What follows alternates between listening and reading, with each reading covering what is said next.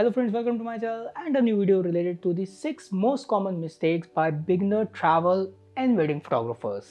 तो इस वीडियो में मैं आपको बताने वाला हूँ 6 ऐसी मिस्टेक्स जो जाने अनजाने हम जब बिगनर्स होते हैं, इवन प्रोफेशनल भी जब होते हैं, तब भी ये मिस्टेक्स या ऐसी कुछ चीज़ें हैं जो हम भूल जाते हैं। बाद में जब हम ऑन द स्पॉट जब हम पहुँचते हैं, फील्ड पे जब हम पहुँचते हैं शूट करने के लिए, तब हमें वो रियलाइज़ होती है कि हमने वो गलती कर दी है। तो आप इन चीज़ों का, इन 6 चीज़ों का ध्यान रख सकते हैं जो मैंने अपने एक्सपीरियंस से, अपने 14 साल के एक्सपीरियंस से सीखी है। जिसमें सबसे पहले आता है बैटरी परसेंटेज को कभी चेक नहीं करना। तो यूजुअली हमारे जो कैमराज होते हैं वो हमारे कैमरा बैग्स में रखे होते हैं, 2 दिन के लिए 3 दिन के लिए रखे होते हैं जब हम शूट करके आते हैं। जब हम शूट नहीं कर रहे होते हैं घर पे, एंड सडनली हमारे पास कुछ शूट आता है, हमें अगले दिन जाना होता है और हम अपना कैमरा बैग उठाते हैं और चल देते हैं। एंड जब हम फील्ड पे पहुंचते हैं तब हमें पता चलता है कि हमारी जो बैटरी परसेंटेज है वो उतना नहीं है, 60% है, 70% है, 80% है, कई बार 30% भी होता है। तो आप पूरा का पूरा जो शूट है, जो उस टाइम पे जो आप शूट कर रहे हो वो आप नहीं कर पाते हो because of the battery percentage. तो आप हमेशा शूट पे जाने से पहले या आप हर 2 दिन के बाद या 3 दिन के बाद अपनी बैटरी को चार्ज करके रख सकते हैं, अगर आप हर 2 या 3 दिन में बाहर जाके शूट करना पसंद करते हैं तो। और इसी के साथ साथ जब आप अपना कैमरा यूज नहीं कर रहे तो आप उस बैटरी को अपने कैमरा से निकाल के रख सकते हैं। अगर आप अपने कैमरा को 2 या 3 दिन के लिए छोड़ रहे हैं या 1 हफ्ते के लिए छोड़ रहे हैं, अगर आप शूट नहीं कर रहे हैं, तो आप उस बैटरी को बाहर निकाल के रखिए। आप कभी भी अपनी बैटरी को अपनी कैमरा के अंदर डाल के मत रखिए, वरना शॉर्ट सर्किट होने की वजह से आपके कैमरा का जो मदरबोर्ड है वो फूक सकता है। अब अगर सेकंड मोस्ट कॉमन मिस्टेक की बात करें तो ये मैंने अपनी रिसेंटली भरतपुर जब मैं गया था ये मैंने करी थी। एंड मैंने काफ़ी वेडिंग फोटोग्राफर से भी देखा है कि उनके साथ भी ये जो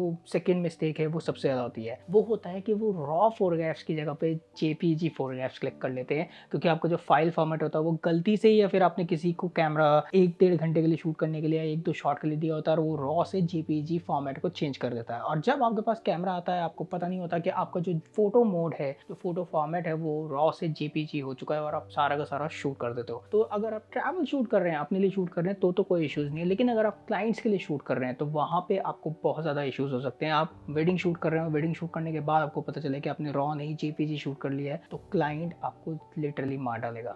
तो आपको ये चीज़ें सबसे ज़्यादा ध्यान रखनी चाहिए। बैटरी परसेंटेज ध्यान रखिए एंड उसके बाद आप शूट करने से पहले हमेशा अपना डबल चेक करिए कि आपका जो फोटो मोड है या फिर आपका जो वीडियो मोड है वो करेक्टली सेट है या नहीं है। अब कैमरा में ही सेटिंग्स को चेक करने से बात आती है तीसरी मिस्टेक की, जो है मॉनिटर ब्राइटनेस को चेक नहीं करना। तो यूजुअली जो अब मॉनिटर ब्राइटनेस मैंने देखा है, जो बिगनर्स होते हैं उनके जो मॉनिटर ब्राइटनेस होती है वो हाई पे होती है, तो उनको लगता है उनकी जो फोटोज़ है वो परफेक्टली एक्सपोज आ रही है। बट एक्चुअली में जो उनकी फोटोज़ हैं या तो वो अंडर एक्सपोज आ रही होती है या फिर ओवर एक्सपोज आ रही होती है, depend on the monitor brightness. तो आप हमेशा मॉनिटर ब्राइटनेस को अपने कैमरा की जो पीछे एलसीडी मॉनिटर ब्राइटनेस है ना, उसको डे लाइट पे या फिर आप 0 पे रख सकते हैं, मैनुअली 0 पे सेट कर सकते हैं, ताकि आपको करेक्ट एक्सपोजर आपको अपनी एलसीडी की स्क्रीन पे देखने को मिले और आपको पता चले कि जो आप शॉट ले रहे हैं वो परफेक्टली एक्सपोज हुआ है या नहीं हुआ है, या अंडर एक्सपोज है या ओवर एक्सपोज है। क्योंकि घर पे जाने के बाद अगर आपको पता चले कि आपके शॉट खराब हो गए हैं तो आप उसका कुछ नहीं कर पाएंगे।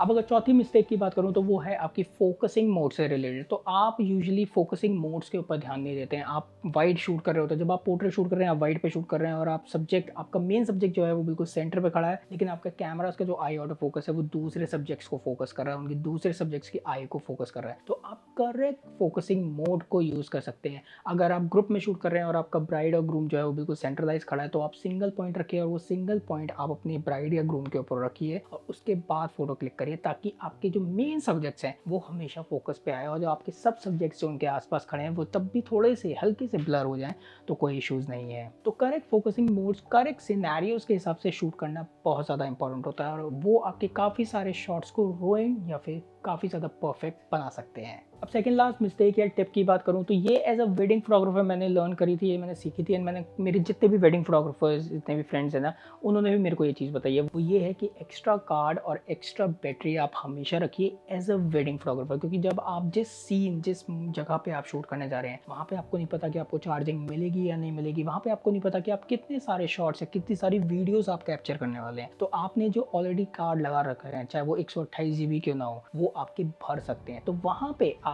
एक्स्ट्रा मेमोरी कार्ड्स अपने पास रखिए। जब भी आपके कार्ड भरने शुरू हो तो आप दूसरा कार्ड को लगा लीजिए, खाली कार्ड को लगा लीजिए, या फिर अगर आपकी बैटरी एकदम से ड्रेन होनी शुरू होती है और आपको चार्जिंग का टाइम वहाँ पे नहीं मिल रहा तो आप बैटरी निकालिए और दूसरी बैटरी, बिल्कुल चार्ज वाली बैटरी, उस पर लगा लीजिए। तो extra battery and extra memory card हमेशा रखिए एज अ वेडिंग फोटोग्राफर, क्योंकि आपको काफ़ी सारे सिनेरियोज़ में हेल्प करेगी। आप चाहें तो किसी भी वेडिंग फोटोग्राफर से भी पूछ सकते हैं।